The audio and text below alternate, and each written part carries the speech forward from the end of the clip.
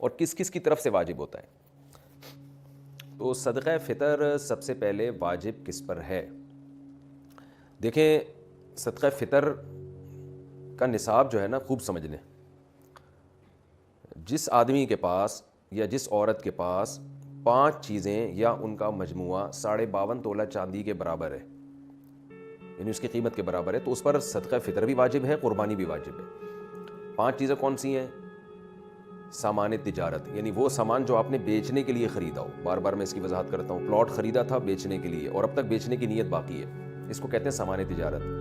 دکان میں جو مال پڑا ہوا ہے بیچنے ہی کے لیے خریدا ہے آپ نے، یہ سامان تجارت ہے. تو ہر وہ چیز جو بیچنے کی نیت سے خریدی ہو اور اب تک بیچنے ہی کی نیت ہو، یہ نیت آپ کی چینج نہیں ہوئی ہو، اور اس نیت میں بھی آپ کنفیوز نہ ہو، پکی ڈھکی نیت ہو. یہی نیت ہے میں نے خریدا اس لیے کہ بیچوں گا، چاہے کسی بھی نیت سے بیچیں، بیچنے کا مقصد کچھ بھی ہو، بزنس نہ بھی ہو، بس یہ لیے میں نے اس لیے کہ میں لازمی بیچوں گا، اس کو لے ہی اس لیے رہا ہوں میں. تو ایسے یہ چیز دیکھی جائے گی. نمبر 2 سونا، نمبر 3 چاندی، نمبر 4 کیش اماؤنٹ یعنی کرنسی، اور نمبر 5 ضرورت سے زائد سامان. ضرورت سے زائد سامان کا مطلب یہ ہے کہ وہ سامان جو پورے سال استعمال نہیں ہو رہا، چاہے وہ پراپرٹی کی صورت میں ہو، گاڑی ہو، برتن ہیں گھر میں رکھے ہوئے پورے سال استعمال نہیں ہوتے، شوکیس میں پڑے ہوئے ہیں، کپڑے ہیں پورے سال استعمال نہیں ہو رہے، موبائل ہے رکھا ہوا ہے استعمال بھی نہیں آتا اور ڈبے میں رکھا ہوا ہے وہ تو پورے سال استعمال نہیں ہو رہا وہ، یا آپ کی نیت ہی نہیں ہے پورے سال استعمال کرنے کی، یا کوئی یعنی آپ کو پتہ ہے کہ یہ میرے استعمال میں نہیں ہے، یہاں بھی پڑا ہوا ہے یہ. تو یہ 5 چیزیں جس کے پاس 52.5 تولہ چاندی کی قیمت کے برابر ہو جائیں گی